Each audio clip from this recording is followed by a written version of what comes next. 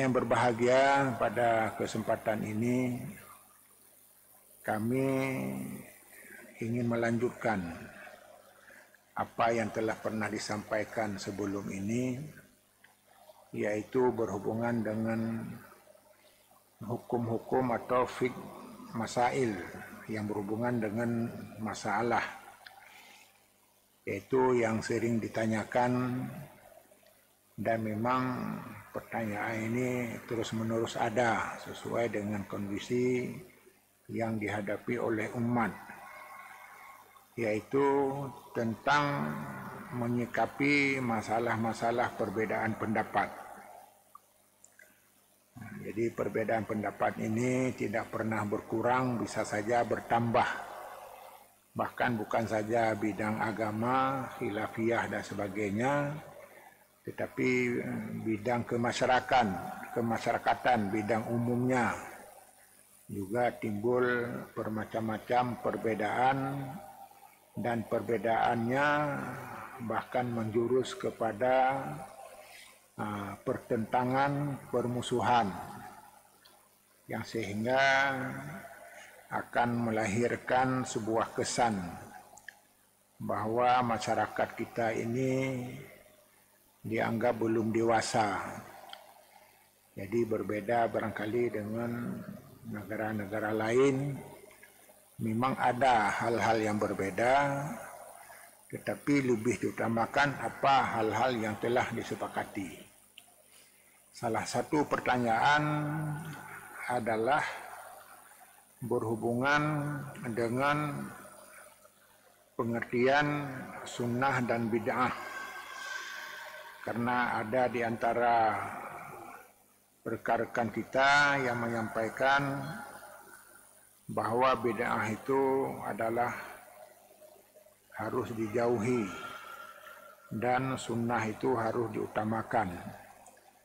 Dan ini adalah sesuai dengan prinsip agama kita. Dalam hal ini juga perlu ada kejelasan, sehingga masyarakat akan mengurangi terutama kebingungan dalam melihat kondisi masyarakat yang masih belum tuntas masalah sunnah dan bid'ah.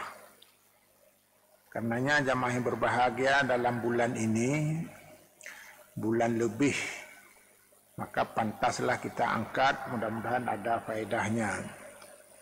Dalam hadis Rasulullah dinyatakan, ma min ayyamil amalu salih ahabbu ilallah min hadzal yaum.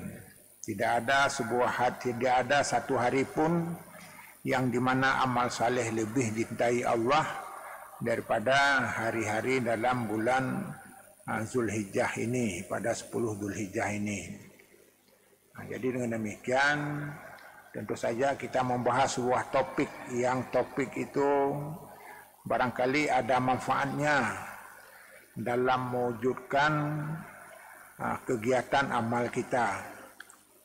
Tentu saja kita sama-sama menyadari suasana sekarang dengan kondisi COVID ini, pandemi ini, masyarakat masih balau atau masih susah, masih bingung bagaimana tentang COVID dan bagaimana kapan berakhirnya, serta bagaimana upaya-upaya menyikapi masyarakat yang dalam kondisi susah. Maka karenanya di dalam hadis dinyatakan amal yang paling dicintai oleh Allah ditambah lagi dengan bulan ini tentu sudah cocok, yaitu antuqilu surur fi qulubil mu'minin. Masyarakat ini akan lebih gembira hatinya, akan lahirlah ketenangan dalam menghadapi situasi, baik karena sempit usaha selama ini tidak boleh bebas bergerak, dan ditambah lagi dengan kesulitan-kesulitan di lapangan. Maka menghilangkan kesusahan itu adalah bahagian daripada amal yang baik. Apalagi dalam bulan-bulan ini kita bisa menghindari orang-orang lapar karena tidak bisa bekerja. Jamaah yang berbahagia, dalam kesempatan ini kami ingin menyampaikan sedikit berhubungan dengan masalah bid'ah ini.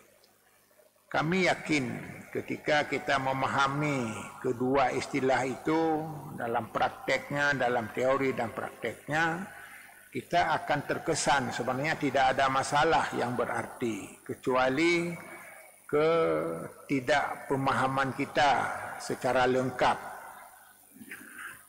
Karena tidak secara lengkap karena tidak diuraikan seperlunya karena dianggap sudah mengerti atau dianggap seperti itulah yang paling benar dan sebagainya.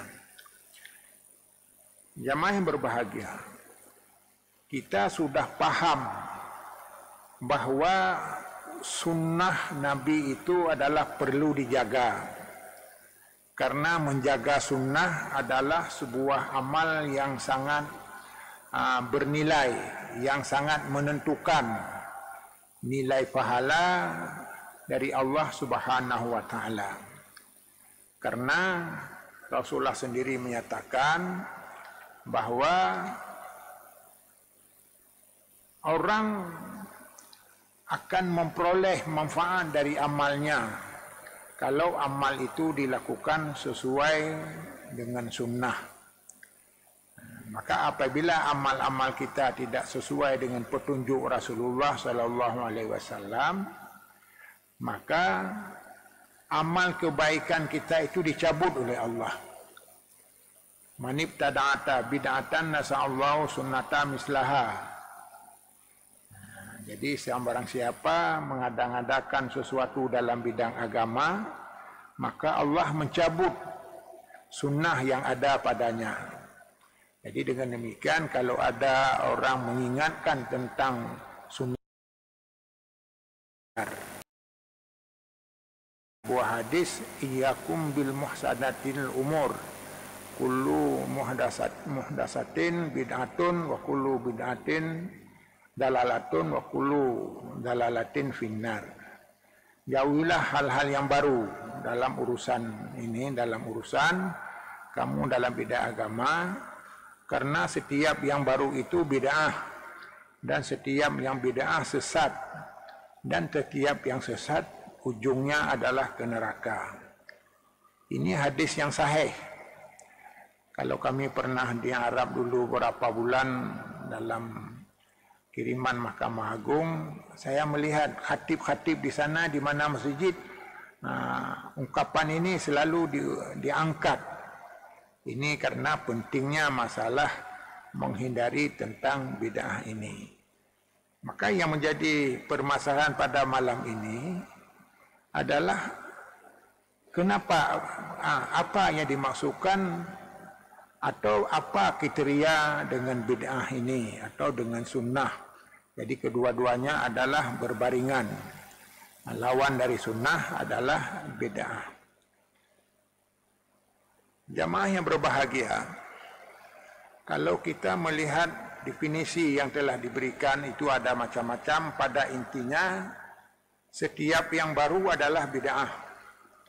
Atau dengan istilah lain, hal yang barulah yang disebut bid'ah. Dan yang baru di sini adalah berhubungan dengan agama. Bukan masalah dunia. Dunia selalu baru.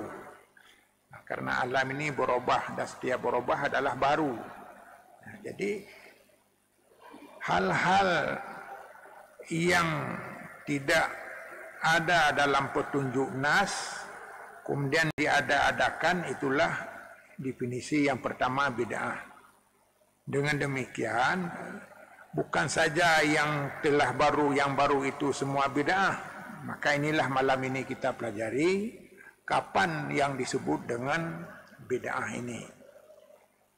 Jadi tentu saja berkisar kepada definisinya, definisi daripada bid'ah ini. Jamaah yang berbahagia, di dalam definisi, definisi itu adalah ta'rif. Maka disebutkan dalam ilmu mantik, ta'rif itu makana sabab ma'rifatu sababa li ma'rifatil mu'arraf. Mengenal sesuatu secara jelas, mengenal sesuatu secara jelas adalah menjadi alasan tentang keberadaannya, menjadi sebab keberadaannya.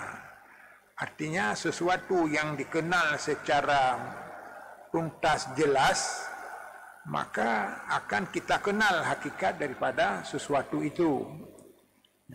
Misalnya kalau hubungan dengan sunnah, kita sama-sama maklum bahawa sunnah adalah sesuatu yang dibawa oleh Nabi. Baik yang datang dari Nabi itu perkataan, perbuatan, atau pengakuan. Itu semuanya adalah sunnah. Jadi sunnahnya adalah sesuatu yang datang dari Nabi.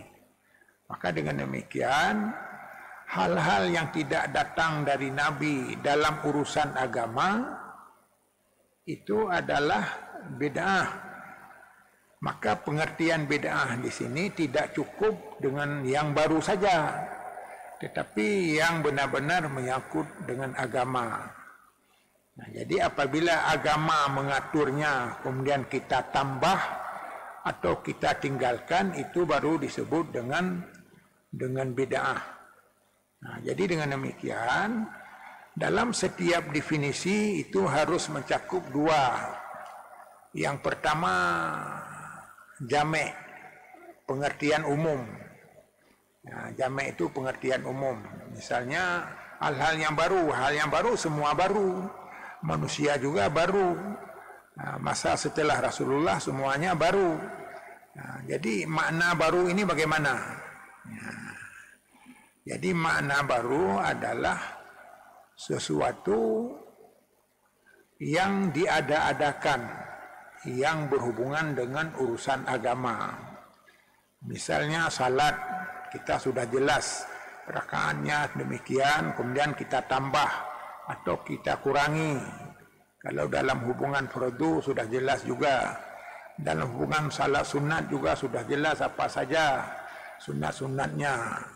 Selama tidak selama ada nas, semuanya adalah disebut sunnah. Nah, kemudian yang kedua, ini yang penting. Mana yang datang pada masa Nabi bukan saja Rasulullah sendiri, tapi juga ikut para sahabat. Misalnya contoh salat tarawih. Salat tarawih berjamaah adalah sesuatu yang tidak ada pada Nabi. Hanya dilakukan oleh para sahabat. Bahkan para sahabat sendiri seperti Umar, menurut saya kita mendengar dalilnya, tidak melakukan berjamaah, hanya memerintah imam lain untuk melakukannya. Jadi bukan salat tarawih yang jadi masalah, tetapi praktek melakukan berjamaah itu tidak diatur. Akan tetapi Sayyidina Umar menetapkan bahawa salat tarawih itu adalah baik diadakan. Meskipun istilah tarawih adalah berkembang setelah itu, tapi kalau dulu itu disebut dengan qiyamul lail, salat malam. Maka karenanya kalau seseorang tidak meniatkan salatul tarawih itu dengan salatul qiyamul lail, itu sudah boleh kedua-duanya. Jadi dengan demikian jamaah yang berbahagia berhubungan dengan salat tarawih itu memang beda di satu sisi. Akan tetapi karena Sayyidina Umar menyatakan adalah salat tarawih yang dilakukan itu adalah sebaik-baik bid'ah. Nah, ini yang aneh. Nah, jadi ada juga bid'ah yang baik. Maka istilah para ulama disebut bid'ah hasanah. Nah, maka timbul pertanyaan, apakah ada bid'ah yang hasanah?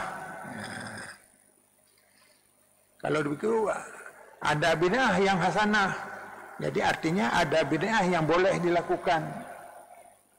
Artinya bid'ah hasanah di sini adalah bid'ah yang nilainya baik menurut pandangan agama, menurut pandangan agama, bukan baik menurut perasaan, menurut adat manusia dan sebagainya.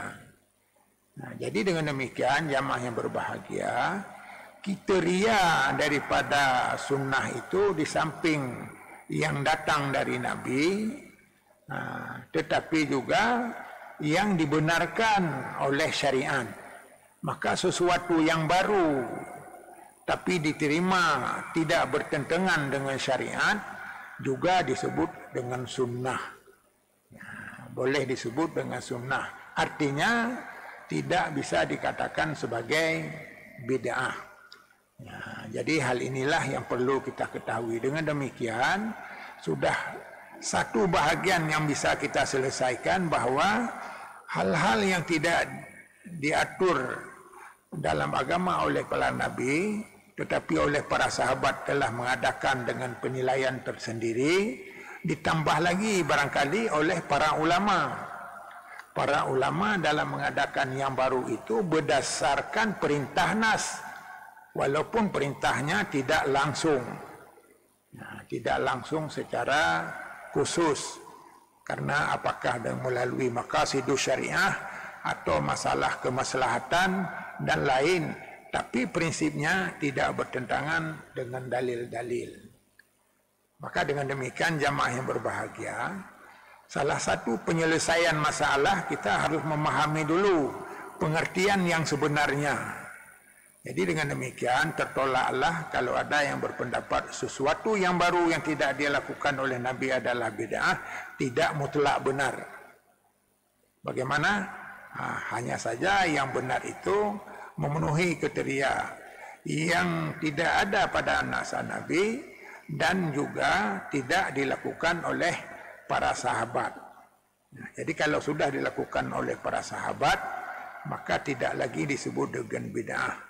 Alaikum bisunnati wa sunnati khulafair rasyidin wa adu bin nawajid. Jadi Rasulullah menyatakan kepada kamu adalah sunnahku dan sunnah khulafaur rasyidin al-mahdiyin. Itu ada tambah mahdiyin, yaitu yang terima petunjuk. Dengan demikian sesuatu yang baru yang tidak ada pada Nabi tetapi telah diberi contoh oleh para sahabat, yang sahabat itu al-mahdiyin, orang yang berpegang karena sahabat, rumus sahabat orang yang lahir, yang telah Islam dan hidup bersama Nabi. Bukan hanya Islam saja tetapi hidup bersama Nabi dalam suasana beriman. Maka dengan demikian jamaah yang berbahagia, dengan kriteria ini sudahlah bisa dipilah-pilah. Bagaimana dipilah? Ya, pertama-tama tidak semua yang baru itu adalah bid'ah. Atau bid'ah bisa kalau kita mengikuti pendapat Sayyidina Umar adalah bid'ah hasanah. Kalau memang seperti yang dicontohkan tadi. Tentu saja ini belum bisa diterima oleh sebahagian. Maka kami mencoba menyampaikan ini supaya ada masukan dengan memperbaiki sesuatu. Karenanya kami paling senang kalau dalam uraian kami ini ada yang membantah apalagi menambah. Sebenarnya tidak demikian. Ini ada satu lagi yang perlu diperhatikan. Maka kita umumkan di masjid. Saya tidak malu menyampaikan sesuatu yang sesuatu itu telah diberi berangan apalagi oleh para ulama, yang sehingga kita berada pada jalan yang lurus.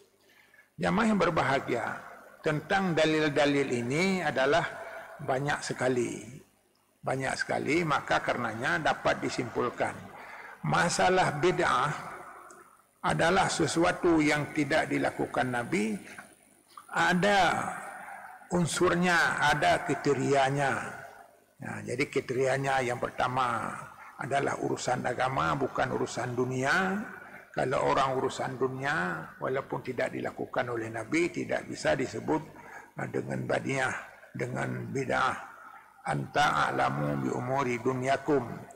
Engkau lebih memahami tentang dunia kamu, kegiatan-kegiatan kamu di dunia, kebutuhan-kebutuhan kamu di dunia yang tidak menyangkut dengan urusan agama.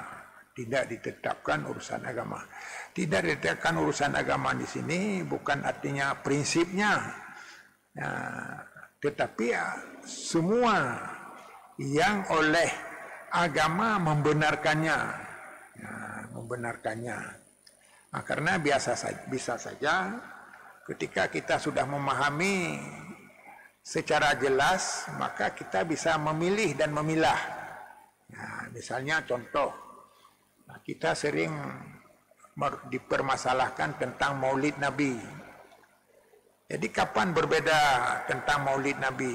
Dan Maulid Nabi juga disebut bid'ah, Maulid Nabi juga disebut sunnah. Tapi letaknya bagaimana praktek dalam memperingati Maulid itu. Kalau praktek Maulid itu hanya menerangkan sejarah Nabi, menerangkan riwayat hidup Nabi, berdakwah sesuai dengan petunjuk Nabi, bahkan Maulid seperti ini adalah wajib. Kenapa wajib? Karena diperintahkan oleh agama tentang ini. Maka semua kegiatan-kegiatan yang menunjang bidang agama adalah tidak disebut dengan bid'ah. Apalagi ada kaidah usul al-wasailu hukmul maqasid, sarana untuk memperoleh tujuan. Apakah dakwah untuk menghasilkan tujuan? Maka dakwah-dakwah seperti ini tidak disebut dengan bid'ah. Adapun yang terjadi bid'ah kalau dalam praktek maulid itu melanggar syariat. Salah satu yang melanggar syariat barangkali orang sering kalau maulid itu sangat dihormati sehingga berhutang, sedangkan dia tidak mampu mengadakannya. Maka berhutang, dengan hutang itu tidak ada fadilatnya lagi dalam melakukannya. Itu misal contoh. Atau dalam prakteknya ada unsur-unsur yang unsur bertentangan dengan syariat. Maka maulid seperti ini adalah bisa disebut tidak boleh. Jadi dengan demikian jamaah yang berbahagia, secara umum barangkali bisa disimpulkan bahwa dalam menjaga masalah-masalah bid'ah, yang penting kita harus memahami prinsip dari agama. Prinsip agamanya bagaimana. Dan harus mengetahui pula tujuan dari agama itu sendiri. Karena agama itu tidak sepenuhnya sudah dijabarkan semuanya sesuai dengan masa. Meskipun agama kita sudah sempurna. Untuk apa ditambah-tambah lagi? Yang sempurnanya adalah prinsip-prinsipnya. Tapi dalam prakteknya bermacam-macam.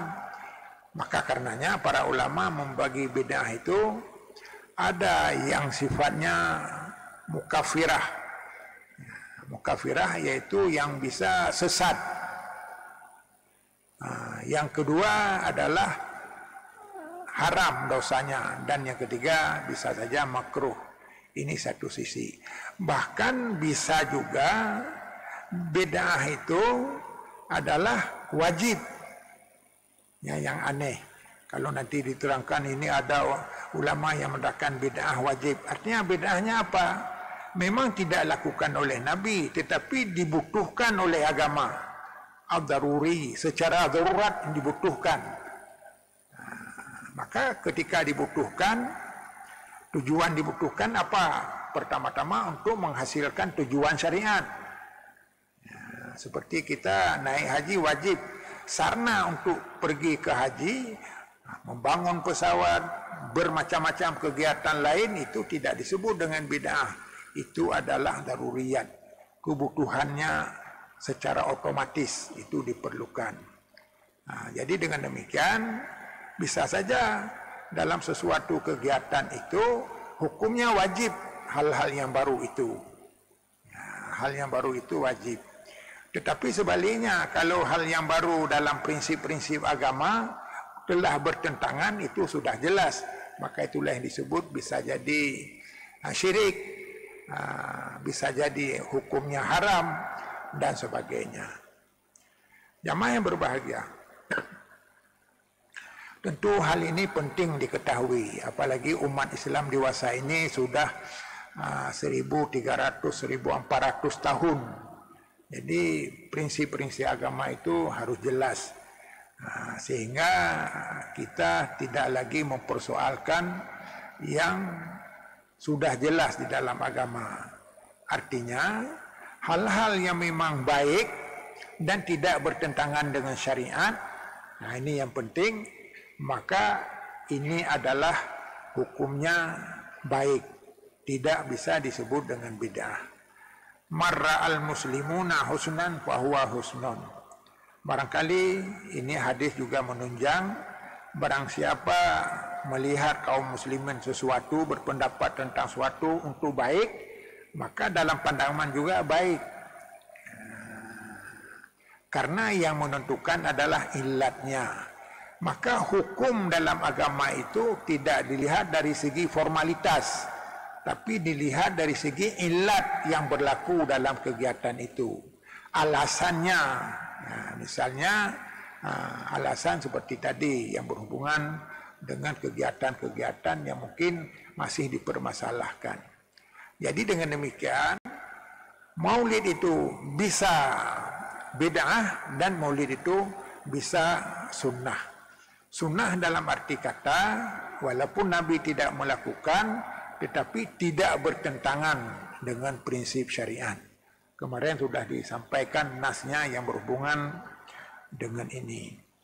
Karena itu jamaah yang berbahagia, dalam kaitan dengan ini kami berpendapat bahwa untuk mengembangkan sesuatu ilmu, yang ilmu itu masih ada kendala di lapangan, perlu diluruskan.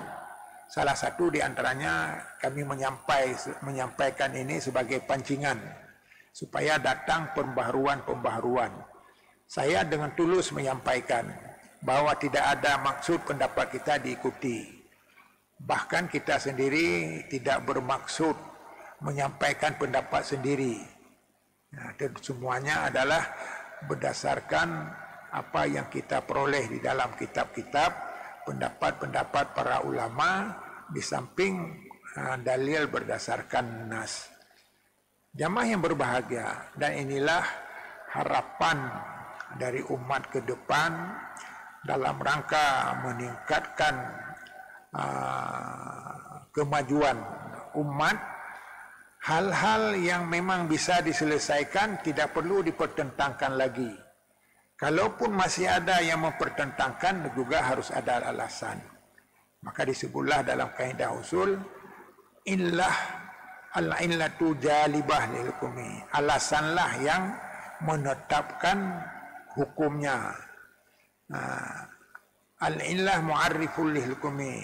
Illatlah, alasan itulah atau dalil itulah yang bisa memperkenal hukumnya. Maka semua yang terjadi di dunia ini ada hukumnya. Maka disebutlah hukum itu ada 5. Lalu dalam bahagian hukum ada 5. Yang pertama wajib. Yang kedua sunat. Yang ketiga mubah. Yang keempat haram. Mubah, haram, wajib, sunat. Jadi 5 hukum itu makruh, yang kelima yaitu makruh. Maka bisa dipastikan menurut pendapat kami berdasarkan yang kami baca, yang kami dengar, bahwa dalam setiap kegiatan manusia tidak lepas dari 5 ini. Apakah haram, bahkan ada juga yang syirik. Syirik berhubungan dengan akidah, itu tetap hubungan di hukumnya syirik. Tapi ada juga yang berhubungan bukan hubungan dengan akidah, tapi dianggap itu sangat penting. Sangat penting menurut pandangan agama. Maka disebut dengan wajib. Ada juga yang sifatnya sunat, karena itu menunjang agama, nilai fadilatnya dan sebagainya. Ada juga yang hukumnya mubah. Mubah itu tidak ada hukum sebenarnya. Jadi mubah adalah sesuatu yang bebas. Bisa tidak berdosa melakukan dan tidak berdosa juga meninggalkan. Tetapi mubah itu bisa menjurus kepada haram dan bisa menjurus kepada wajib. Misalnya orang tidak makan, makan itu mubah. Tapi sampai dia sakit, sampai tidak melakukan ibadat, maka makannya itu haram, wajib dan sebagainya. Jamaah yang berbahagia, dalam kesempatan pengantar ini yang nanti akan kita kembangkan, saya juga sudah tertarik dengan ilmu-ilmu dahulu yang pernah kami belajar di dayah-dayah, yaitu tentang cara istimbat untuk melahirkan hukum. Untuk melahirkan hukum itu ada cara melahirkan, mengistimbatkan hukum. Yang pertama, setiap hukum itu harus ada dalil. Yang kemudian dalil itu harus diketahui sejauh mana melahirkan hukumnya, dan sebagainya dan sebagainya. Maka ada pertanyaan, ini memang sebelum lahir pendapat baru ada pertanyaan dari jamaah. Ini nas sudah jelas bahwa bid'ah itu adalah sesat. Setiap yang baru adalah bid'ah dan setiap bid'ah itu sesat. Maka semua yang sesat ujungnya ke neraka. Maka orang yang berbuat bid'ah arahnya menuju neraka. Jadi bagaimana jawabannya? Hadis ini sahih. Hanya yang tidak sahih, apa makna bid'ah di sini? Makna bid'ahnya di sini apa? Apakah makna bid'ah yang baru-baru? Kalau yang baru-baru tidak semuanya bid'ah. Kita membangun masjid juga tidak pernah seperti masjid raya ini, serba mewah dan sebagainya. Maka kita sebut bid'ah karena dilakukan tidak ada pada masa Nabi. Dan ini banyak hal-hal. Apalagi kalau dikaitkan dengan ilmu dagang. Ilmu dagang itu bermacam-macam. Transaksi saja bagaimana bentuknya. Ijab kabul saja bermacam rupa dalam zaman modern. Bahkan ada beberapa hal yang telah lebih berkembang. Maka setiap perkembangan yang tidak menentang dengan syariat tidak bisa disebut dengan bid'ah. Jadi maka saya melihat ada juga dalam ilmu mantek disebut kullu hukmuna alal majmu'i wa kullu zaka laysa zal wuqu'i wa haitsuma kullu fardin hukima fa innahu kulliyatun kan ulima.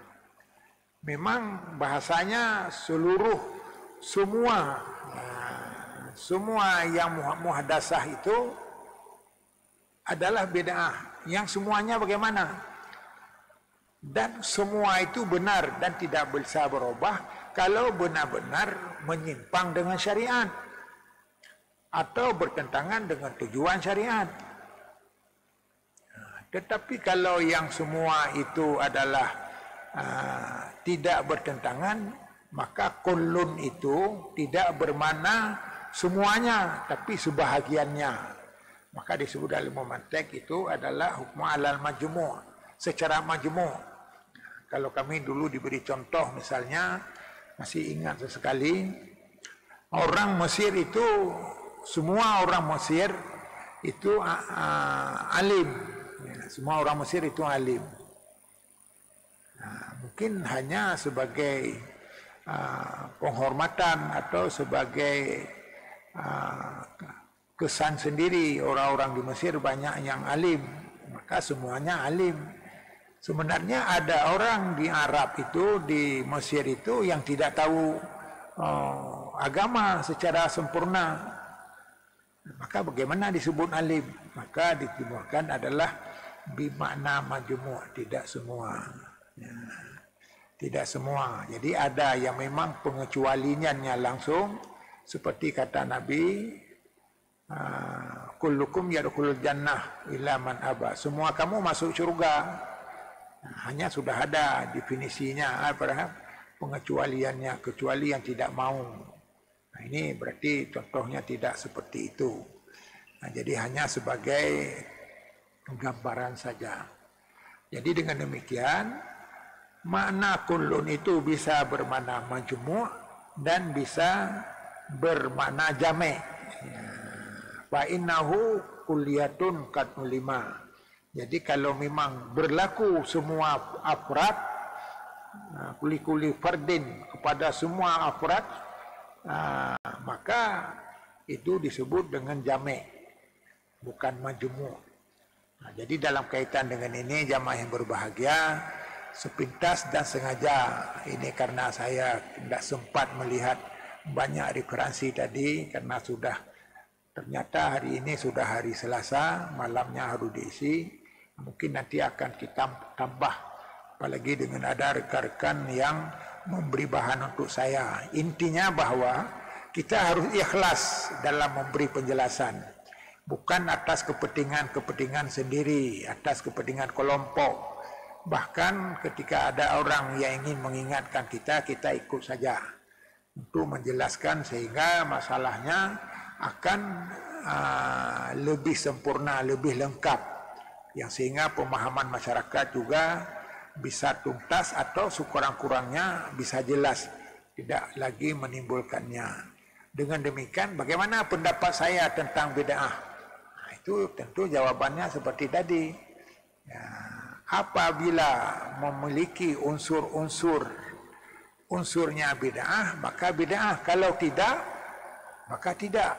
Dengan demikian, tidak semua yang baru adalah bid'ah. Wabillahi taufiq wal hidayah. Wassalamualaikum warahmatullahi wabarakatuh.